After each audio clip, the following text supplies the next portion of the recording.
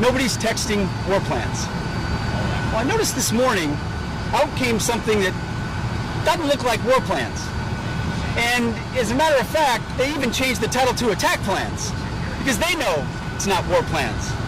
There's no units, no locations, no routes, no flight paths, no sources, no methods, no classified information. You know who sees war plans? I see them. Every single. That clip from Pete Hegseth has been just like running through my head all week. And the only thing I can think of is like some kid who has cheated on his exam or turned in a plagiarized paper or bought the paper, something like that, trying to explain why you, the professor, are wrong. And this is obviously a brilliant paper he's written all on his own. Yes, it's very cult kid energy, right? Yeah. And also like a complete weasel behavior, Yeah. which should be expected at this point. Yeah. I mean, Neil, he's so dumb. He's very dumb, which is very dangerous in a position like this. I mean, it's one thing, for a dumb person to be in a different department, but to be leading our defense department, I know. it's the stupidity is really terrifying, not just for service members, but for the whole nation. Yeah. And what's actually terrifying is one of the people on that whole team that was in the Signal chat, which is going to be the main focus of our conversation today. Mike Waltz is not dumb, and yet he was the one who let Jeffrey Goldberg into it. So we're gonna circle on back to that, but we're gonna start as usual with the news.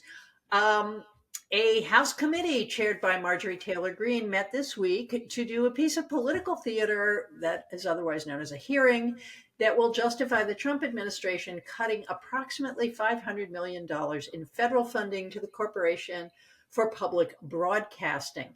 Now, that budget, as it turns out, comes to about $1.50 per American. So the American government is spending $1.50 for each of us every year for the kind of programming we get on NPR and PBS.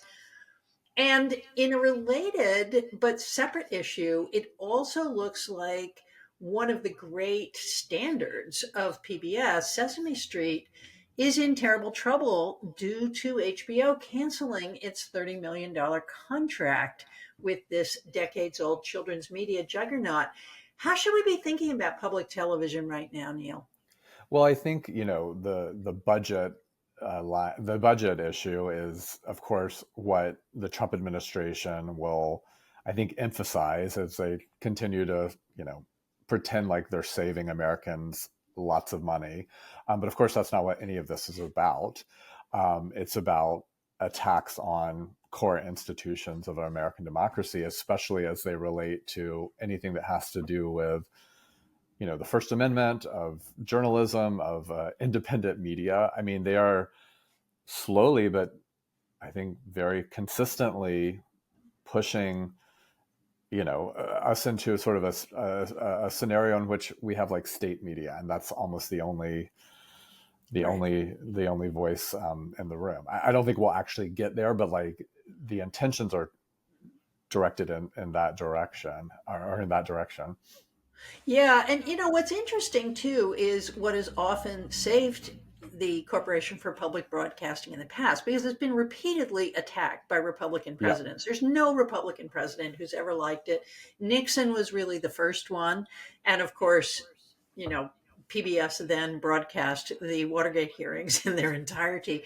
But one of the things that has saved the Corporation for Public Broadcasting for years is the kind of programming that something like Sesame Street represents. Uh-huh. And Sesame Street went out and got that money from somewhere else. And it really does show the fragility of a public media ecosystem that is also depending on corporate sponsorship, right? Yeah, and I think it's just so hard to imagine Sesame Street not existing. Yeah. And yet that seems like a real possibility now, as it sort of has gotten squeezed from both directions. But I also think the hearings have been just a sort of rich text in themselves. I mean, Mm-hmm. the way they grilled the CEO of NPR and how some small moments of that testimony are being really selectively used by Republicans on Twitter, to present, NPR and public broadcasting as just sort of another realm of wokeness, right? Like, how many, you can't name any Republicans that work for you, and it's just playing right into their sort of broader woke focus, and they've teed it up really effectively, I think, for the points they want to make. Yeah, I think that's absolutely right. So moving on with the news, in court documents that were unsealed this week, and this is of particular interest to the two of us, Neil, as part of a copyright infringement lawsuit brought against the pirate library LibGen by Sarah Silverman, Juno Diaz, and other authors of books that have been pirated by LibGen. Well, we've come to learn that Meta used LibGen and stole millions of books and articles to train its new AI. There's a tool you can use, which viewers, we're going to put this in the show notes. There's a tool you can use to search for what they used. And I found practically everything I have ever written, including 3 out of my 4 books in this tool. I also found your most recent book, Neil, Coming Out Republican. Um, OpenAI has also used LibGen. I am enraged by this, Neil. Yeah, a friend of ours put the search link up on Facebook a few days ago, and I put my name in there promptly, and I think I had 6 different hits in there, both my books and a bunch of my articles. And then apparently there's also a Neil J. Young who's a chemist, so a lot of Okay. chemistry paper. I mean, I thought, I was doing well to have a middle initial to separate me from the Canadian rock star, but there's also another Neil J. Young out there in academia. Um, how does IP law not protect this from happening? Or is it just that this will be challenged on those grounds and Meta's going to lose? Or is this just like the brave new world we're in, and like we're all going to be, no boundaries are going to be sort of preserved by the monster that is AI? Right. I think this is a sort of typical tech industry thing. Don't ask permission, Yep, explain later if you need to. I think IP law never anticipated AI. I think that's right. And so there is this kind of gap in the law that probably will be litigated. I don't think it will probably in the end be litigated in our favor. I think it's going to be one of those things where you get a postcard one day that says there's been a class action suit and you can register, and then somebody sends you $75, 3 months later. I Absolutely. don't have any faith. Certainly this administration isn't going to help us, but this is one of those things that seems so big. It's not even clear to me how attorneys will address it. I mean, I we're talking thousands of authors, millions of authors here. I agree with that. I mean, this is a class action lawsuit potentially that Right, like feels almost infinite, right? right, Obviously not quite, but on a scale that just feels incomprehensible. And in a way, I think you're absolutely right, though, just sketching this within the sort of broader history of like how Silicon Valley or how the technology industry has like operated and innovated, that it sort of presses on the technological innovation and the technological development. And then sort of the other questions, whether they're ethical questions or legal questions, philosophical questions, are sort of dealt with later and or not dealt with, right. but are treated as sort of secondary to the development process, and as things that can be cleaned up or even Yep, just put under the rug later. But I think right, you're exactly right how this is all going to play out. I mean, some people have been making an argument that this is a good thing, that like our right. scholarship should be informing those, AI systems.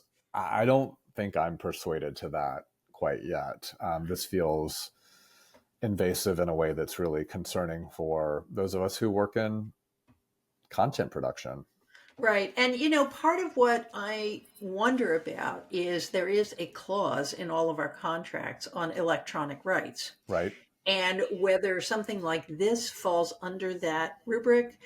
The other thing I think about is I've had the pleasure of publishing one of my books for a major publishing conglomerate, Basic Books, which is part of Hachette.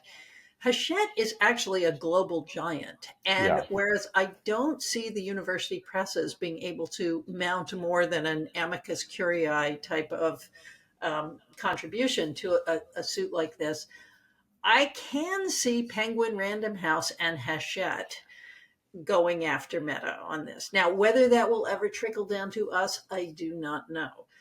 But it would be satisfying just to have them address the question of theft. Because I mean, I agree with you. It is good to have AI informed by the best scholarship.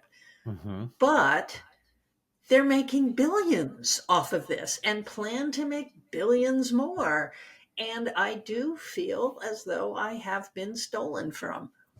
Yeah, and I think you're so right to remind us that the sort of battle here isn't between like individual authors, individual scholars, and this like behemoth of Meta. I mean, that's one way to look at it, but it's also can be between these giant, basically these giant competing media Right. companies, right? And Right. that they might, I mean, Meta's pretty powerful, but that like a battle between, a major technology firm and a major publishing media house, like is a little bit on more even grounds. Right. But then who ultimately benefits from this if billions of dollars are at stake? Is it just that media companies and publishing houses and technology firms work out a compensation model that benefits all of them, but that, as you say, doesn't necessarily, right, that this just becomes another line item in the contracts that we sign that Right. hand over everything to our publishing houses, that make Right. them whole with the AI model, AI machines, but doesn't necessarily change anything for us. I think Right. if anything, that's probably the most possible thing to happen.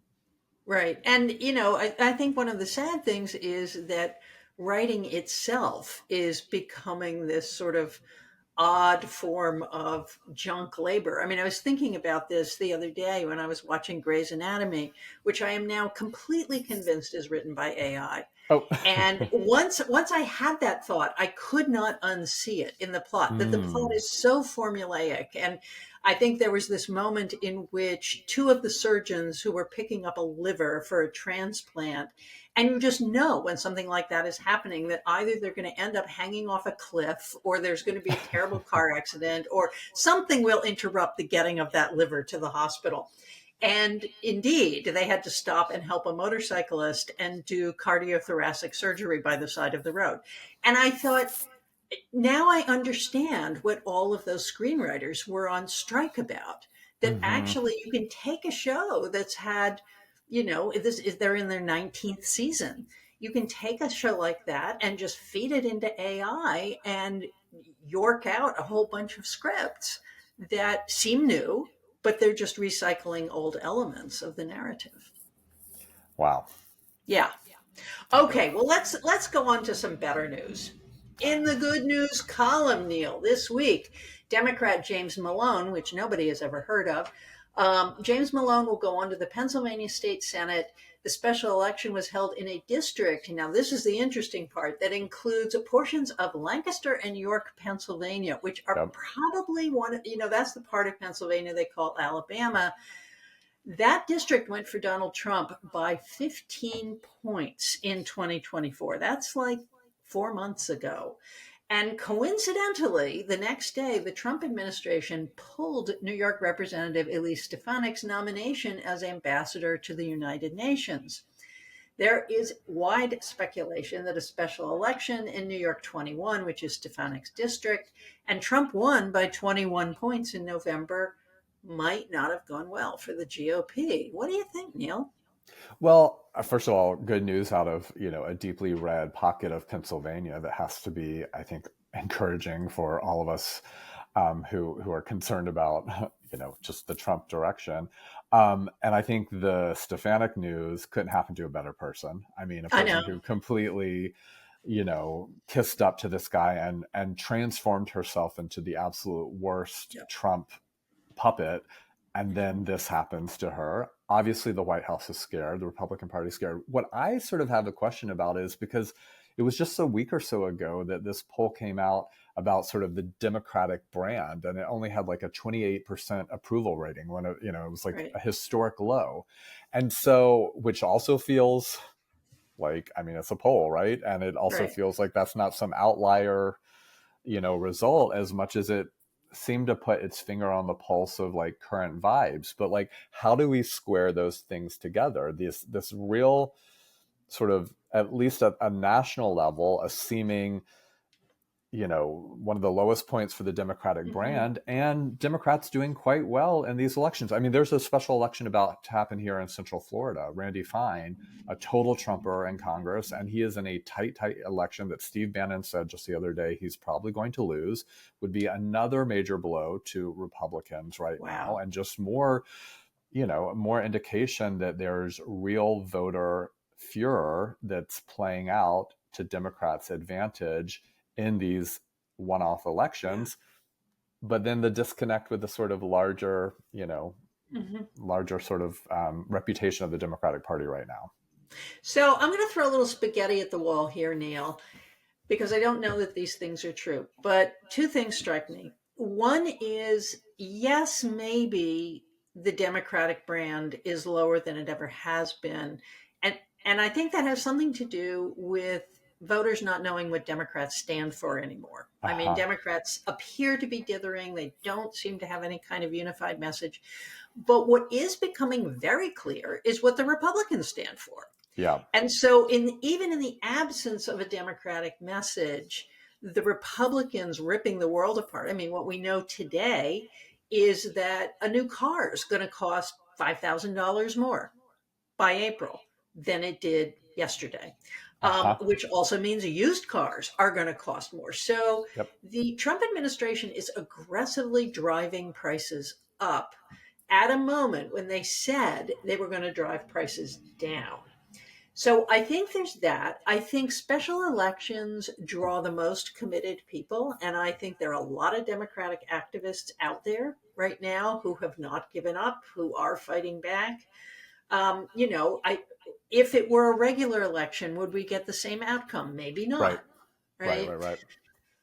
And I think the third thing is that both of these places that we're talking about, central Pennsylvania and central Florida, are in the middle of big agricultural regions. Mm-hmm. And farmers are getting hammered right now. They many of them don't know how much to plant. They don't know what's going to happen with the things they've already planted.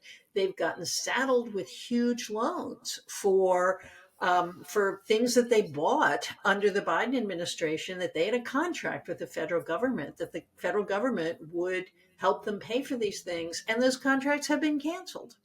Um, so I think there may be a lot of agricultural anger. It wouldn't surprise me, and you know more about this than I do, Neil, if Central Florida was real worried that they're not going to have the labor to bring in the crops that they need to bring in as well. I, I think it's absolutely part of what's happening right now, and all the other things that you said. I mean, yes to all that. I want to maybe suggest one additional thought here, which is that maybe these special elections are a variation of a long held political truth, which is that Americans hate Congress, but they love their congressperson. So maybe this is Yes. a variation of that. Yeah. Americans aren't big on the Democratic Party, but they really like the Democratic challenger right now in their place, and maybe that's what we're seeing happening, and maybe that will ultimately benefit the Democratic Party's reputation in a sort of bigger on a bigger stage. But I do think, obviously, a special election always brings out a sort of small group of voters who are most likely to be those that are most energized, most enraged, and that's only going to benefit Democrats right now. Yeah, I'd like to add something else to the mix too, Neil. Again, spaghetti on the wall. But I'm getting a lot of text messages from Democratic candidates who are military veterans, and there seems to Same. be a big push to bring military veterans back in. And, these people at least seem on the surface to be centrist. They're not from the progressive wing. And that, I think, tees up our main discussion perfectly. But also, Jason Crow from Colorado. I mean, I'm not Yep. sure I knew who he was a few weeks ago. Now he's one of my favorite guys. I'm looking at what he's doing every day. Military veteran, from the suburbs of Denver. I mean, this is sort of an ideal candidate.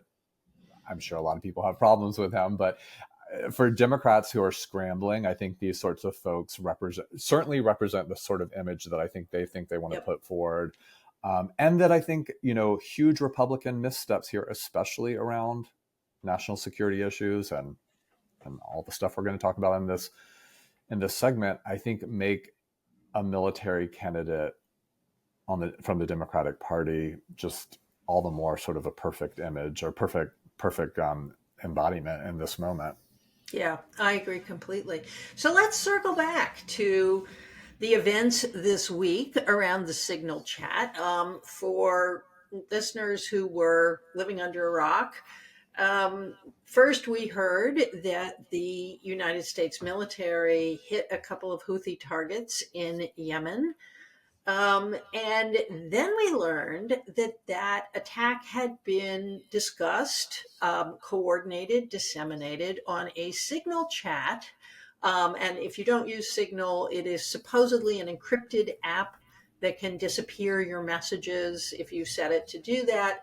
Um, but it is not a secure government channel. And we learned that by mistake, Mike Waltz, who's a special assistant to Donald Trump, had looped the editor of The Atlantic, Jeffrey Goldberg, who sort of looped himself out at a certain point, but he managed to hang in there and I guess screen shoot a bunch of the correspondence and then wrote an article for The Atlantic that described this experience.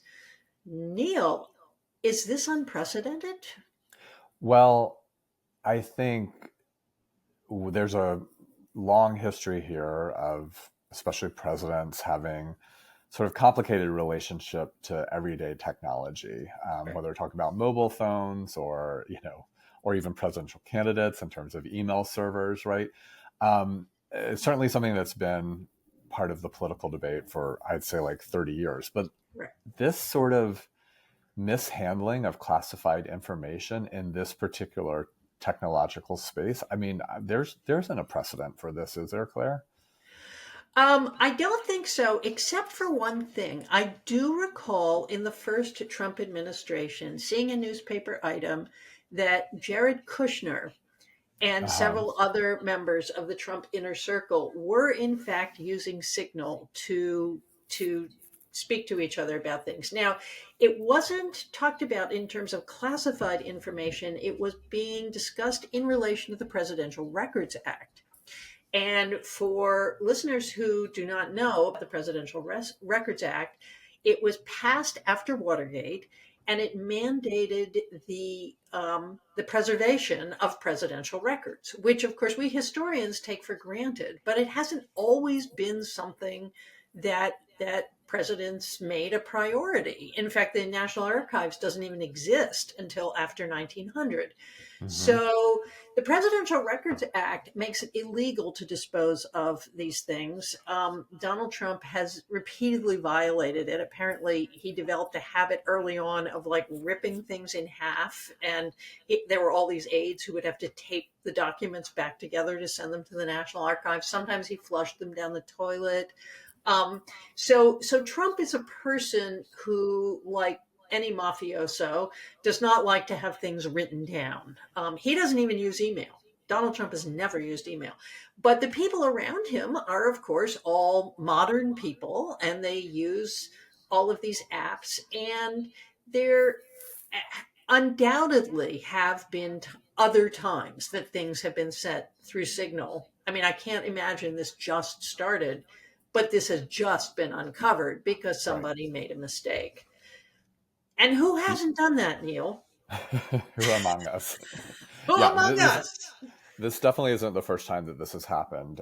It's just the first time we're made aware of it. But one of the theories of why this is, I mean, there's like a lot of different theories out there of like why this is happening. Obviously, I think a very good explanation is like, this is the level of incompetence we're dealing with here. But then there are many who think that this is actually has been done purposefully. And so then what is the purpose behind it? Is it Right. to, one of the theories is that this was a way of letting Europe know of how, how much they were on the hot seat from the Trump administration. Another theory is that this is actually about turning it back and sort of exposing the media. Because of course that's what's being done now, is that this is about Jeffrey Goldberg, not about the Secretary of Defense using the signal to talk war plans. I mean, there's lots of different ideas out here about what's at work. I'm not sure there's one single explanation as much as it's a combination of all those things. But the gaslighting of the nation right now, for us to read those communications, which include talk of a military airstrike, Right. and that we're being told that these are not war plans, that these are not attack plans, and that an entire conservative media universe is going along with that message. I keep saying it, but we're in dangerous moment, or dangerous times right now. Yeah, and let's look at the number of people who were in this chat. Yeah. Pete Hegseth, National Security Advisor Mike Walls, Vice President J.D. Vance, CIA Director and Secretary of State Marco Rubio, and Tulsi Gabbard. Although Tulsi Gabbard sometimes says she wasn't there and sometimes she says she was. One of the things that I have seen floated is that sometimes there are aides who are doing this on behalf of their boss.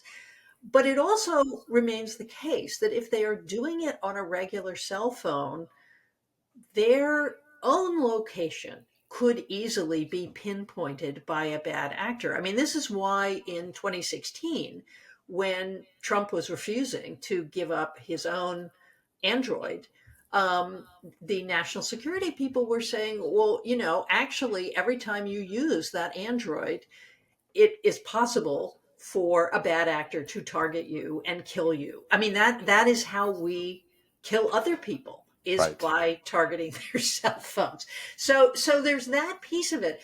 I think the other piece of it that was interesting to me is J.D. Vance was being very cautious. And he was saying, does the president understand that this contradicts his Europe policy? And that might be another reason that Goldberg was, it could be that J.D. Vance really doesn't have a whole lot of friends in this administration. Yeah, that stuck out to me as well. I think he even said, I don't think the president understands that this something along those lines. But that raises a lot of questions for me about what Vance's game is here. I mean, is this about sort of undermining Trump as a leader, even as he presents himself as the biggest, kiss up to him, but that also sort of positions him well for the future? He's so ambitious. I think he probably is looking to both, hold Trump's hand and stab him in the back at the same time. And I think these messages in there gave a little bit more evidence to that, right.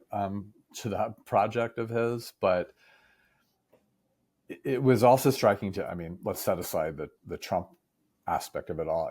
It was striking to me just to see sort of a moment of restraint from Vance at all, because he just comes across so aggressive in his public statements and sort of his public presentations. I was sort of happy to see that, or at least comforted to see sort of like a cautious approach. But I mean, all of this again is set within a technology that like anyone could hack, and that like there's really troubling national security implications about national security implications wrapped up in this story. It makes us all more endangered, and it certainly seems to be, I think, giving very strong signals to Russia and to China about how they can continue to hack us and to take advantage of people who seem all the more willing to to make America vulnerable. Well, that's absolutely right. And I think to, sort of go back to a further past here, one of the reasons that homosexuals were Yep. kicked out of the Truman administration, and for years were not openly gay people could not be hired as civil servants, was the idea that they could be blackmailed Hmm. by anyone who had knowledge of their sexuality. Um, One of the things that strikes me about the use of Signal is the number of things. I mean, if they're using it for their work, are they also using it for their side pieces? Are they, that the capacity to hack this particular technology um, puts a range of options on the table for bad actors. And, I was thinking back to that 1999 episode that kicked off The West Wing, where Sam Seaborn picks up a girl in a bar and they exchange pagers by mistake. And then he comes to realize, because he's getting pages for her, that she's actually a call girl. And sort of looking back to 1999 and thinking, the worst danger was leaving your pager somewhere if Uh-huh. you worked in the West Wing. And now here we are with these little computers that we walk around with all the time. And these guys seem to be about as sophisticated as at using them as teenagers that are sending pictures of their private parts to each other. Yeah. And I made this point in one of the recent episodes of where we were talking about some other, insane incompetency that was being shown. And I just feel like it's worth saying again. This is an administration that has made attacking and dismantling DEI its like overwhelming objective. Right. And that they're doing so through the discourse of meritocracy.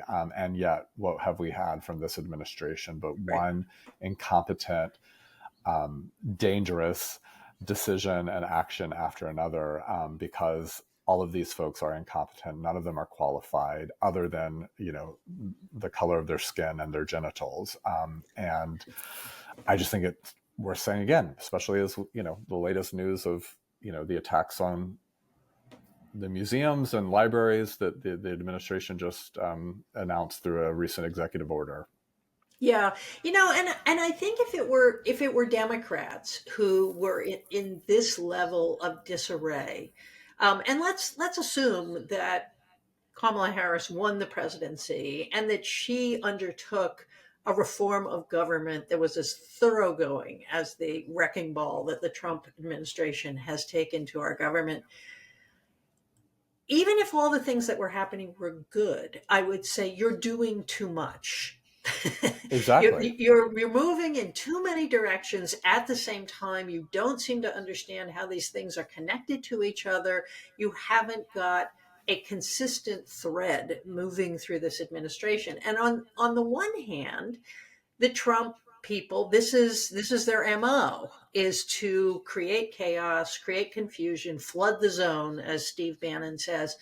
On the other hand, the kinds of danger, the red flags that are going up are pretty serious. I mean, we have someone like Tulsi Gabbard, and I would say the great thing about this was that the Democrats had a chance to yell at everyone, right? Yep. And they just took a regular meeting of the Intelligence Committee and said, well, we were going to talk about this, but actually we are going to yell at you a lot Yep. right now. And Tulsi Gabbard will say things like, well, she wasn't really there, but she's sure that nothing classified was discussed, but she can't actually talk about what was discussed because it's classified. And so there is this kind of Moebius strip that they're running about whether this was a problem or not. What do I Right. think Americans think about that? I mean, I think polling shows that Americans are really upset about this, Mm-hmm. and that this really may be an issue that actually has traction here. Right. I mean, we thought it was going to be the tariffs. We thought it was going to be a bunch of things. I think tariffs are still a possibility because we've yet to really deal with the full implications of that economic disaster. But this is really catching on with more and more Americans as a real problem. Um, And I think that, first of all, the Trump administration is doing what it does with every single scandal, which is it didn't happen. Right. It did happen, but it's okay that it happened. You're the problem because you pointed out that it happened, right? Like Right. this is the standard playbook. Right. It's a gaslighting move that works, among their base. But you're absolutely right that like there's not one consistent message here, right? Like it's not classified. That's why it was okay. It happened. Jeffrey Goldberg may need to be prosecuted because he's Right. revealed classified information. Like pick a lane. Right. Like, Yeah. Yeah. and that back and forth, or that gaslighting has worked in so many other contexts to Trump's advantage. I Yep. don't know if that this issue you can still pull that off. And you wonder if at a certain point that even people who support Trump will tire of this. That it will come to believe that they're being played. I mean, I couldn't help but think as I was watching everybody just sort of blabber and so on about it, of that Lily Tomlin sketch that she used to do on Rowan and Martin's Laugh In, where she was Ernestine, the telephone operator, and people would call to complain to her, and she would sort of improv the whole thing. And when the complaints got too great, she would say, well, why don't you just try 2 Dixie cups and a string next time? And I kind of want to say that to Pete Hegseth, because actually that would be better. That would be much better to just like tie 2 Dixie cups together with a string, give one end to Mike Waltz, and you keep the other end and make your plans that way. And, you wonder at a certain point, are even Trump supporters going to say, well, I didn't vote for this? I don't know. I mean, I don't know. In terms of those around him, like, are they going to just stop putting up with this? I think just a couple of days ago, people were saying Hesketh isn't going to make it to Friday. Yeah, And that seemed to be the conventional wisdom that was taking hold right. among, a certain, like, among the media class. And yet here we are Friday. There's no way this guy is being pushed out today, right? This is how quickly it's all been sort of taken care of. I think the other question of how long folks will put up with Trump, how long these Trump insiders will put up with Trump shenanigans is also a question of like how much they themselves are compromised. Right. I mean, if several of these folks are Russian assets or have some sort of relationship there, that's part of what's at play here. And it's not just about Trump and their relationship to him, but about bigger things. So I don't know, and I don't want to veer into the conspiratorial, but here Right. we are. But you do wonder if there is some moment at which Mike Johnson and John Thune, or some combination of thereof, people who we may not like very much, but are competent politicians, are going to go to the White House and say, we can no longer hold this together. I mean, Thune seems a better possibility than Johnson, but Yeah. maybe there's a world in which Johnson suddenly grows a conscience. He still seems to be someone that's totally invested in Trump's power. Right. But yeah, we'll see how long that holds. I mean, Right. if there's a brutal shellacking and more, special elections and ultimately in a midterm 2 years from now, yeah, that's a come to Jesus moment, but we may not get to that midterm.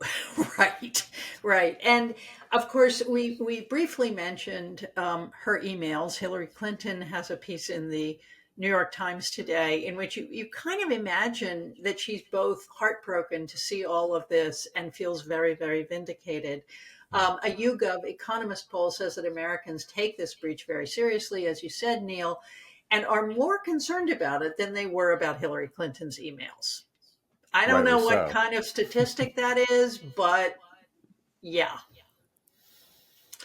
Okay, my friend. Well, after all this, what do we want to go viral this week? What I want to go viral this week is a wonderful book that I'm reading. I'm about halfway through it, but I'm going to go ahead and recommend it because it's so good. It's called The Sullivanians. Let me get the subtitle of Ooh, it for you. The Sullivanians, Sex, Psychotherapy, and the Wild Life of an American Commune. This is an absolutely incredible story. wow. about essentially an Upper West Side, in New York, an Upper West Side psychoanalytic organization that began in the mid 1950s, had real sort of radical notions about like communal living, about sex and sexuality. There were supposed to be no primary attachments. I mean, it was sort of like everyone was supposed to be having sex with everyone as a way to individuate and to, to reach a sort of type of enlightenment, or at least a healing of past trauma, right? And that, fits within a absolutely fascinating history of the rise of psychoanalysis in the 20th century, and also, a fascinating history of the sexual revolution in the second half of the 20th century. But ultimately, this psychoanalytic organization becomes essentially a sex cult, in which really, really horrific things were happening for folks who were living in these communal buildings on the Upper West Side. And it really starts to fall apart in the 70s and 80s. And it's a just absolute page turner. The author is Alexander, I don't know if it's Stile or Still, Stille. Wasn't familiar with him before, but this is a book that I honestly cannot put down, and can't recommend it enough. And really just appreciate sort of the page turning aspect of, this sort of community this community that veers into cult, but also, as I said, like the deep exploration of just like a fascinating set of histories here of modern, of modern psychology in the 20th century, of psychoanalysis, of sex and sexuality, and even of the Upper West Side. So, highly recommend this book. I think it's worth checking out. Oh, I will actually buy it as soon as we get offline. And the guy who ran the cult is a man named Saul Newton, Yes. right? Whose stepdaughter is, do you know? I don't. I'm not remembering now. Anthropologist Esther Newton, Uh-huh. who was the first anthropologist to actually write about gay culture. She wrote a book That's right. called Mother Camp. She's now retired. She's an old friend of mine. But yes, Esther Newton was Saul Newton's stepdaughter. Well, you will be blown away by all the bold-faced names that are in this story. Okay. Paul Newman's involved a little bit. I mean, there's like, it's every famous person from sort of every walk of life you can imagine. Wow. At some point cross paths with the Sullivanians. And so it's just... Is this where the rumor that Paul Newman is bisexual comes Perhaps. He's only made a brief appearance, but maybe that's where it comes back in. But I was just looking up on the internet, just sort of to get the book page for the book, and saw that there's a New Yorker article called "The Upper West Side Cult That Hid in Plain Sight," and I think that's really like at the heart of what I find so interesting about this book, especially considering how many sort of people of note were involved in it at some point, but that like it just hasn't really been known about before. Yeah, I wonder if that New Yorker article might be the one I was thinking about, that was written by a woman who was the nanny who was hired to take care of the children in the cult. Oh, maybe. Anyway, absolutely, I'm going to buy this book. Thank you, Neil. So what I want to go viral this week is another book by Sarah Wynne Williams. It's called Careless People, A Cautionary Tale of Power, Greed, and Lost Idealism. And it came out this month from Flatiron Books. The reason I bought it is that Facebook, or Meta, has temporarily enjoined her from promoting the book or testifying before Congress about what she learned about Facebook. And so she's not allowed to advertise it. She's not allowed to do readings. The press isn't allowed to advertise it. So it has kind of gone viral already by word of mouth. Like, people want to know, what is it that Meta doesn't want them to know? And it's kind of fascinating because she's a woman she's from New Zealand. She was from the diplomatic corps. And she gets this idea that Facebook is so big that it's almost a country, and that what they need is a diplomat to help them interact with the rest of the world. And she has no idea how deeply they need that, because in fact, all that matters at Facebook, which I kind of knew, but this book tells the story of that, is growth. So we know, for example, that Facebook got into all sorts of countries where they had no capacity to moderate, most prominently Myanmar. And then the platform itself was used as a propaganda arm. There was all kinds of ethnic violence that spread on Facebook and so on. So it was deeply and profoundly careless. But what Wynne Williams also looks at is the internal culture of Facebook. She joins the company right before Sheryl Sandberg publishes her Lean In. Sheryl Sandberg turns out, in this book at least, to be a complete and utter monster. And Shocker. shocker, that's right. And the book sort of demonstrates that it was a horrible place for women to work. You're not ever supposed to talk about your children. You're not ever supposed to do anything do anything for your children that interferes with your work, which is almost everything. Wynne Williams talks about actually being in labor in the delivery room and getting an email from Zuckerberg. And she says, I have to answer this email. And the doctor says, naturally, no, you need to be here delivering your child. And she's like, yeah, right after I answer this email. So, so speaking of cults, Neil, Facebook is actually kind of revealed as a cultish corporate environment.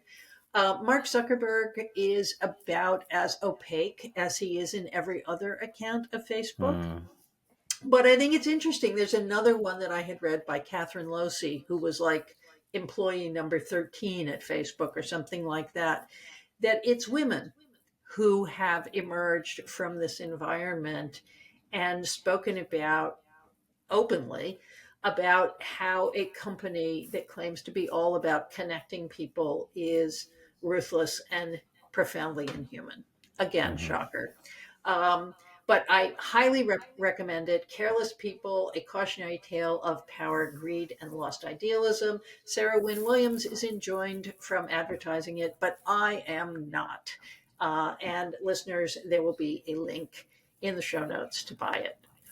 It's really almost unimaginable that, like, to have a book, to have something like that you've made and you've given to the world and then not able to speak about it. I mean, Yeah. the legal grounds for that are just, I mean, Yeah. obviously they're there, but that's wild. But it Right. is wonderful news that despite that, this book, everyone I know is reading it. I actually was just looking up its Amazon page. It's number 19 on Amazon, which means that All right. thousands and thousands and thousands of copies of it are selling every day. So it may be the situation that actually Facebook's or Meta's actions here have only propelled this book into a bigger spotlight. Right. Well, and what Meta is saying, of course, is that she has violated the confidentiality agreement that she signed when she joined the company, Mm, which is probably true. I would, we were talking about AI earlier and the ways that we feel ripped off by it. The other thing I would really like to see some future Democratic administration go after are these confidentiality agreements and NDAs yep. that mean that, corporations are completely opaque, not just to the public, but to the law. Yeah, completely. Yeah. All right, Neil. It's been a big week, and let's see if Pete Hegseth makes it to 5 o'clock. He probably will. I think he'll be Um, at happy hour before we know it. that's right. Exactly. So I'll see you next week, and we will have more exciting things to cover. Sounds good.